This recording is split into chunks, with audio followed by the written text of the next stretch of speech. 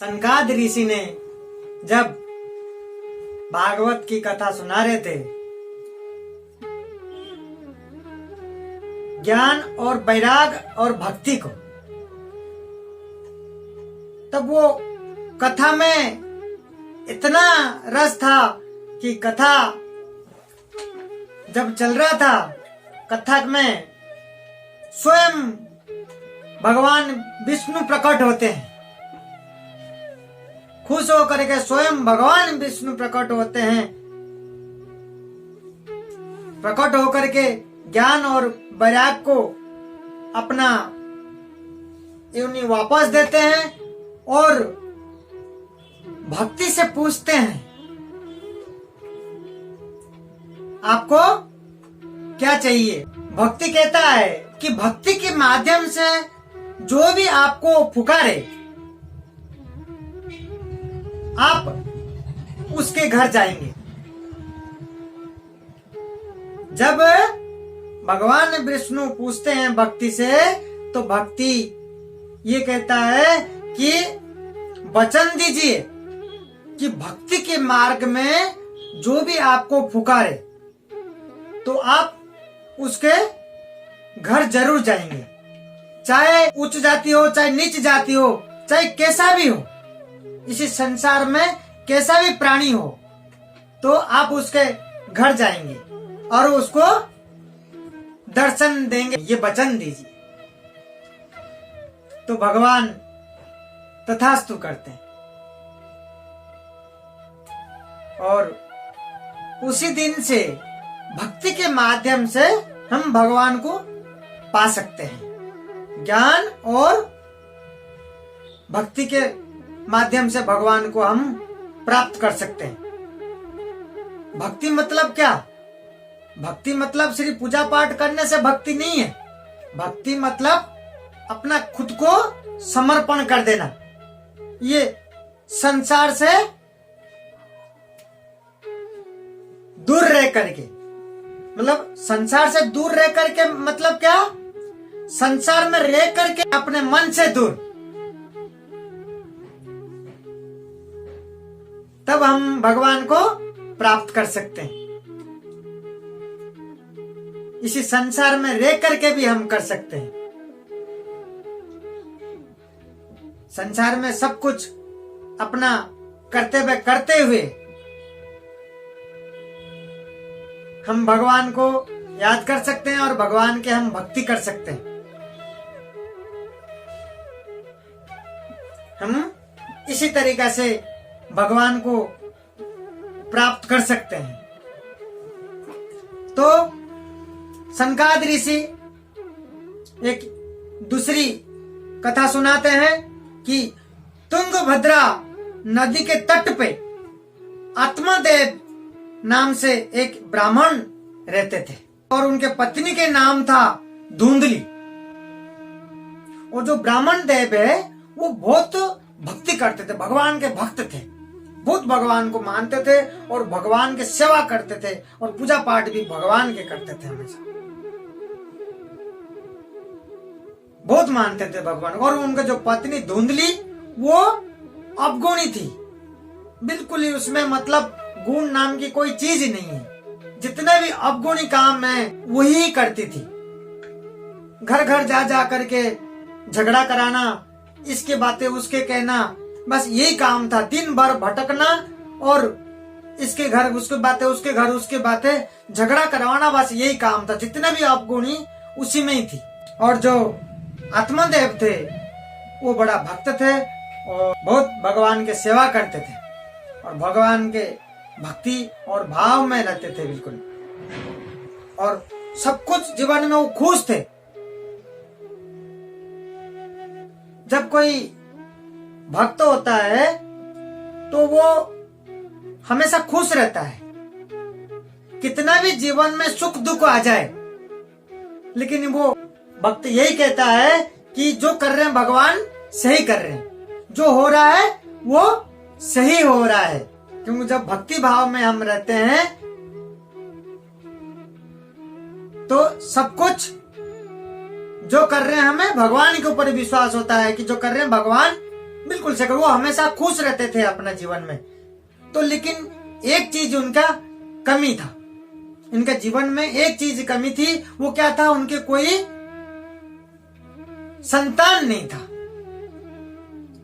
संतान नहीं था। तो उन्होंने सब खुश होने के बाद में भी सब कुछ उनके जीवन में, तो एक वो इसी चीज के लिए थोड़ा सा दुखी थे।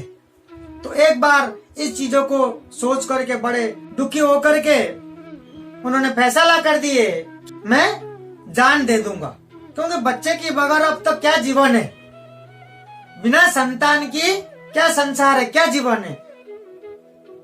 इतना भक्ति भाव में थे वो। तो एक बार क्या होता है कि वो परेशान होकर के नदी के पास चले जाते हैं कि इसी नदी में कूद करके जान दे दूंगा। तो जैसे नदी के किनारे पे जाकर के खड़े होते हैं कूदने के लिए, तो उसी समय उसी रास्ते में एक ऋषि आ रहे थे, तो आ करके उनके पकड़ लेते और पकड़ करके उनको समझाते कि ये क्या करने जा रहे हो, न ऐसे ऐसे मेरे जीवन में सब कुछ है, मैं खुश हूं, लेकिन ये मेरे जीवन के अंदर मेरे कोई संतान नहीं है, तो इसी वजह से मैं बहुत दुखित हूं। तो परेशान होकर के संतान की बगैर, बच्चे की बगैर क्या जीवन है, तो इसीलिए मैं जान दे रहा हूं। तब वो ऋषि समझाते हैं कि जो जीवन मिला है, ये जीवन हमारे लिए बहुत मूल्यवान है। आप जीवन को समझो, आप ये कितने जन्म के बाद ये मनुष्य जीवन मिला है, इस संसार से जाने के बाद मुझे कौन पिंडदान करेगा, मेरा मुक्ति के लिए कौन करेगा, क्रियाक्रम कौन करेगा। तो बोले आप पिंडदान की बात करते हो, मुक्ति की बात करते हो, आप दूसरों के लिए सोचते हो, आप जब खुद कर सकते हो, ऋषि समझाते हैं कि जब खुद कर सकते हो, दूसरों के ऊपर क्यों भरोसा रखते हो कि आपके पिंडदान कौन करेगा, आपके क्रियाक्रम कौन करेगा, मेरी संतान नहीं है, आप इस चीज को सोच करके परेशान क्यों हो रहे हो। वो ऋषि समझाते हैं कि आप ये चीजें खुद कर सकते हो। तब वो कहते हैं कि आत्मदेव कि कैसे कर सकते हैं, बोला आप खुद अपना जीवन भक्ति में लगा दीजिए, भगवान की सेवा में लगा दीजिए। जब भगवान की आप सेवा करते हो, जब भगवान की सेवा में लगा देते हो, वही आपका कर्म सफल हो गया। आपको पिंडदान की और किसी चीज की करने की जरूरत ही नहीं है। वो ऋषि बहुत समझाते हैं, समझाने के बाद में भी आत्मदेव जो है वो नहीं मानते, नहीं समझते। वो जिद करते हैं कि नहीं, जीवन में कोई संतान नहीं है, कोई बच्चे नहीं है, तो इसी जीवन मेरा रहना बेकार है। वो नहीं मानते। तब वो ऋषि समझा करके तब बोलते हैं अच्छा ठीक है, मेरे कहना आप मानेंगे। तो वो आत्मदेव बोलते हैं बिल्कुल मानूंगा। तो वो ऋषि बोलते हैं, तो अपने पास में से एक फल निकाल करके देते हैं आत्मदेव को, एक फल देते हैं। कहते हैं कि मेरे जीवन भर जो मैंने तपस्या किया, जो जीवन भर मैंने पुण्य कमाया, मैंने इस फल के अंदर सब कुछ डाल दिया, उसका सब कुछ डाल दिया। आप ये फल लेकर के अपने पत्नी को खिला देना, आपके संतान होगा और आप खुश रहेंगे। आपको जो कमी है जीवन में वो आपको प्राप्त जरूर होगा, और जो आपकी ये बच्चा होगा और बहुत तेज और बहुत बड़ा और संस्कारी होगा। मैंने सब कुछ मेरे पास जो था, मैंने जो तप करके और तपस्या करके जो पुण्य कमाया, सब कुछ इसके अंदर मैंने डाल दिया। तो ये कह करके समझाते हैं और आत्मदेव उस फल को लेकर के घर लौटते हैं। घर लौट करके जा करके अपने पत्नी को देते हैं। दे करके ये कहते हैं कि ऐसे ऐसे सारे बातें बताते हैं कि फल को खाने पे आपके गर्भ में से संतान होगा, हमारे बच्चे होंगे और अपन खुश रहेंगे। तो ये कह करके पत्नी को समझाते हैं। तो पत्नी ले करके घर में रख देती है। फिर आत्मदेव कहीं फिर दूसरे दिन चले जाते हैं। पत्नी तो बिल्कुल अवगुणी है। तो धुंधली क्या करती है, इधर से उधर चारों तरफ जा करके पूछती है कि ऐसे ऐसे खाऊं कि नहीं खाऊं, क्या करूं, इसको क्या करूं, खा लेता हूं तो गर्भवती हो जाती हूं, तो फिर क्या होगा, 9 महीने तक कहीं इधर जा नहीं पाऊंगी, ना कुछ कर नहीं पाऊंगी। उसके बाद 9 महीने के बाद गर्भ में जब बच्चा होगा बहुत पीड़ा होगा, उसको भी सहन करना है। उसके बाद 3-4 साल तक बच्चे के पीछे लगना है, बच्चे को छोड़ के कहीं जा नहीं सकते, बच्चे की सेवा करना है। ये सारा सोच करके चिंता करती है कि ये सब तो मेरे से नहीं होगा। ये सब मेरे से नहीं होगा। फिर उसके बाद क्या होती है, उसके बहन से भेंट होती है। उसका बहन कहती है ये सब सुन करके कि ठीक है, मैं 1 महीना से मैं गर्भवती हूँ।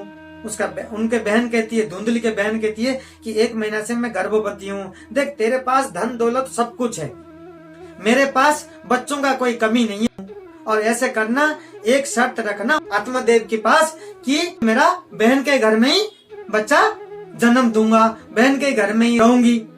तो आत्मदेव को ये कहती है धुंधली। और जो धुंधली की जो बहन है वो समझाती है कि ये बच्चा जो है मेरे पेट में जो है, ये बच्चा मैं तेरे को दे दूंगी और तू मुझे धन दे देना, और ये आत्मदेव को कह करके समझा देना कि मेरे घर ही होगा बच्चा, और ये फल तो खाना मत, और उनको आत्मदेव को बोल देना कि मैंने फल खा लिया, और कुछ बोल देना कुछ दिनों में कि मैं गर्भवती हूँ। तो इसी तरीका से अपना बहन से मिल करके सारा प्लानिंग कर लेती है। फिर उसके बाद पूछती है धुंधली कि ये फल को क्या करें। तो उसका बहन कहती है कि ये फल तो क्या है, इसको कोई विश्वास थोड़ी है इसमें क्या है क्या नहीं है। तो धुंधली सोचती है मैं खा लूं, पता नहीं क्या होगा क्या नहीं होगा, तो पता नहीं इस फल में क्या है क्या नहीं है। तो ऐसे सोच करके तो उसका बहन कहती है फल को तो गाय के टोकरी में डाल दे।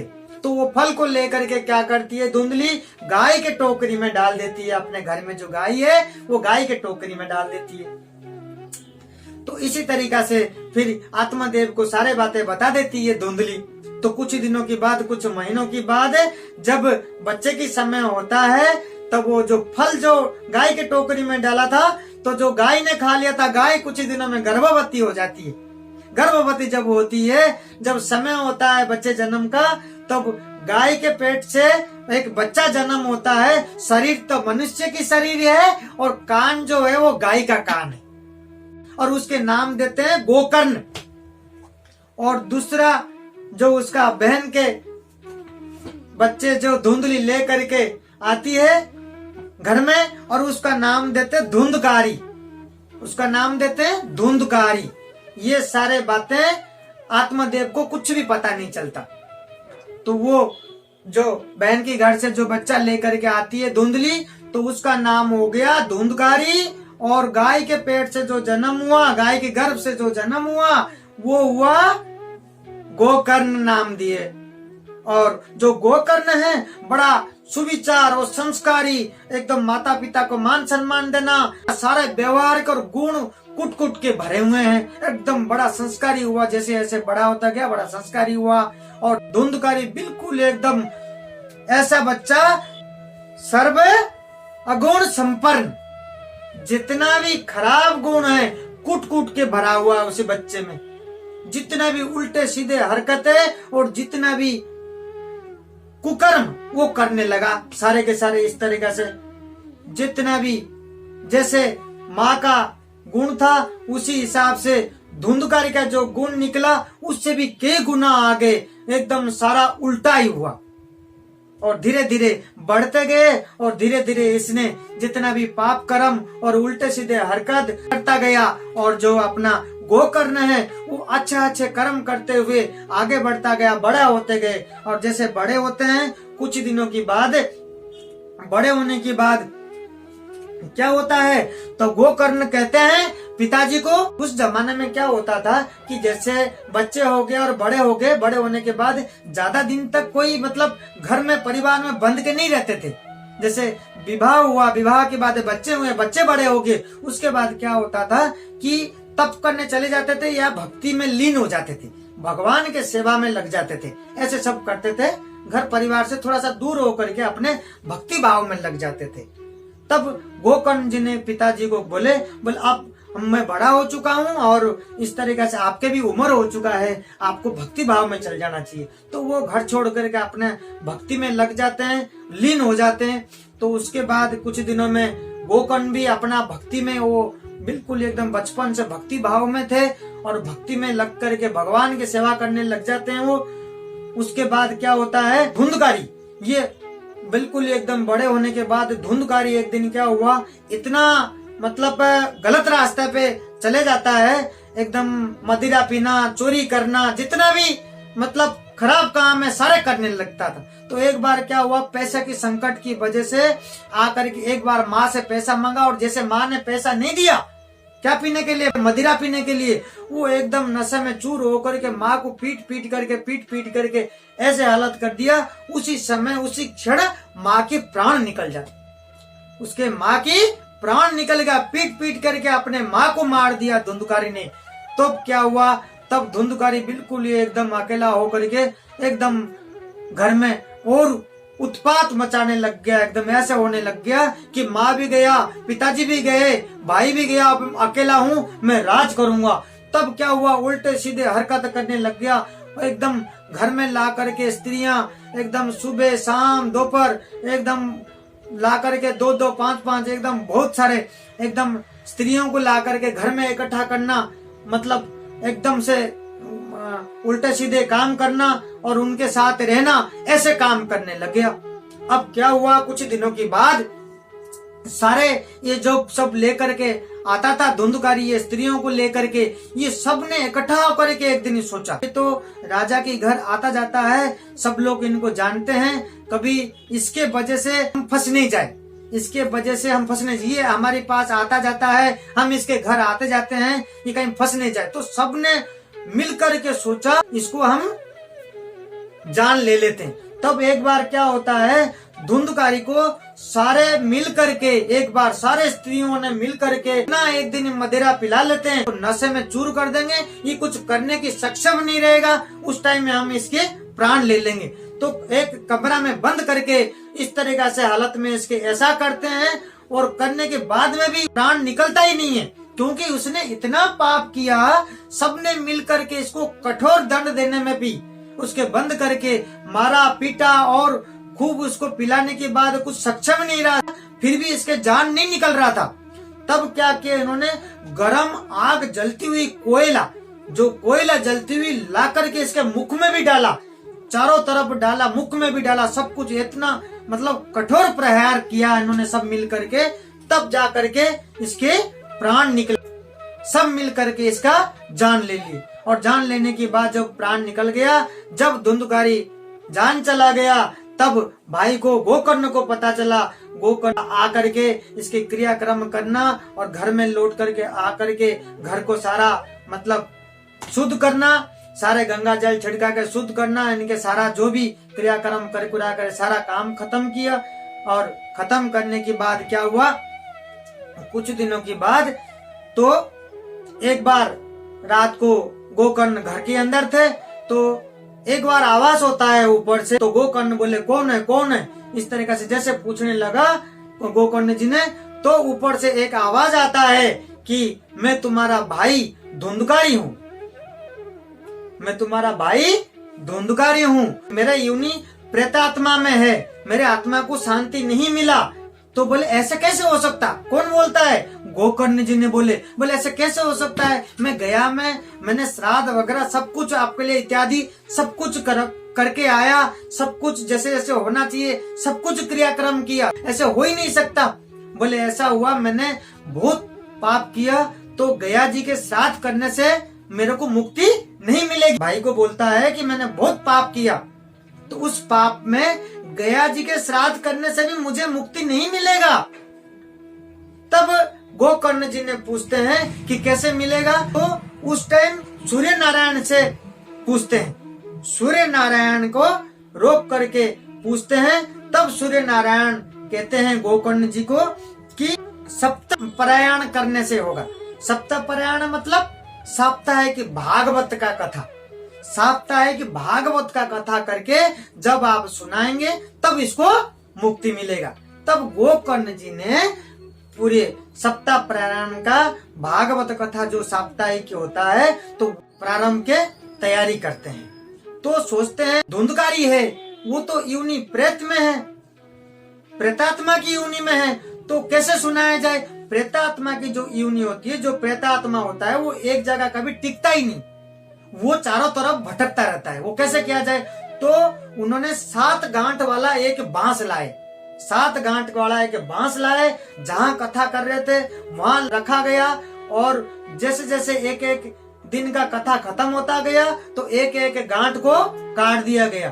तो इसी तरीका से 7 गांठ वाला बांस रख के 7 दिन का जब सप्ताह पारायण का जब कथा सुनाया गया तो सभी को बुलाया गया, सभी आए और कथा सुनाया गया। कथा सुनाते सुनाते ऐसे करते करते एक एक गांठ काटते काटते 7 दिन तक हुआ। जब कथा पूरा हुआ, कथा पूरा होने में उसी बांस जब 7 गांठ के जब खत्म होता है तो एकदम दिव्य पुरुष प्रकट होता है वहाँ, और ऊपर से भगवान के वहां से विमान आता है लेने के लिए। और जब विमान आता है लेने के लिए, उनको लेने के लिए, तब गोकर्ण क्या करते हैं, रोकते हैं विमान को। बोले सिर्फ इनके लिए विमान क्यों? तब पूछते हैं गोकर्ण जी ने कथा खत्म होने के बाद, जब विमान आता है धुंधकारी को लेने के लिए, कि इनके लिए क्यों विमान है? कथा ने तो सबने सुना है, यहाँ पे जितना बैठे हुए हैं कथा साप्ताहिक जो कथा था ये सबने सुना है, तो सिर्फ धुंधकारी के लिए क्यों, सबके लिए क्यों नहीं है? तब भगवान कहते हैं कि जब कथा सुनते हैं, हम कथा सुन के चले जाते हैं, वही सुन करके भूल जाते हैं, कोई काम में हम नहीं लेते। जो कथा सुनते हैं उस कथा को सुनने के बाद घर जाते हैं सब भूल जाते हैं। तब कहते हैं कि दुकारी का तब कुछ काम दाम था ही नहीं, क्योंकि प्रेत के यूं नहीं है। तो एक जगह में उनको ऐसे बंधन में रखा गया, तो उन्होंने क्या किया कि श्रवण, चिंतन और मनन, कथा सुनने से हमें प्राप्त नहीं होता है। क्या करना होता है? श्रवण, चिंतन और मनन हम करते हैं। जब चिंतन करते हैं हम तब जाकर होता, क्योंकि बोले धुंधकारी जब यहाँ पे कथा सुन रहा था वो चिंतन कर करके रोता था और उसको दुख प्रकट करता था कि मेरे को क्या करना था और मैं क्या करके आ गया, मुझे क्या मिला था और मैंने क्या बर्बाद कर दिया, मुझे जीवन क्या मिला था क्या करने के लिए और मैंने क्या करके आ गया। उस कथा को सुन सुन करके चिंतन करता था और उसको चिंतन करके मनन करके रोता था। वो सुनते टाइम पे रोता था, उसने चिंतन किया, मनन किया, दुख किया, उसने प्रकट ऐसा किया कि मैंने क्या कर दिया, कि मेरे को क्या मिला था, मैं क्या करना चाहिए थी, मैं क्या करके आ गया। तो उसने ये सब श्रवण के साथ साथ चिंतन मनन भी किया। उसने एहसास करके मतलब दुख प्रकट किया, रोया, सब चीजें जाना उसने कि मुझे क्या मिला था, मैंने क्या करनी चाहिए, क्या बर्बाद किया मैंने। तब कहते हैं भगवान कि उसने उस कथा को सुन करके काम में लिया, तभी उसका पाप सब मुक्ति होता है, उसके पाप बराबर सब कुछ हो जाता है। उसके बाद उसको जो भगवान के पार्षद आए थे तब उसको लेकर के जाते हैं, तब जाकर के धुंधकर्ण को मुक्ति मिलता है। इसी तरीका से जो भागवत के अंदर हमारे धुंधकारी और गोकर्ण की जो कथा है ये बड़ा सुंदर कथा है। 7 दिन का जो कथा है, जो 7 दिन के हम जो कथा सुनते, जो भागवती कथा सुनते हैं, उसमें से कोई भी एक अच्छी बातें जो अच्छा लगता है, जो भी अच्छी बातें हैं जो अच्छा लगता है उसको जीवन में लेना चाहिए। कोई भी एक बात अपने जीवन में लेना चाहिए, तब अपने को भागवत का महत्व पता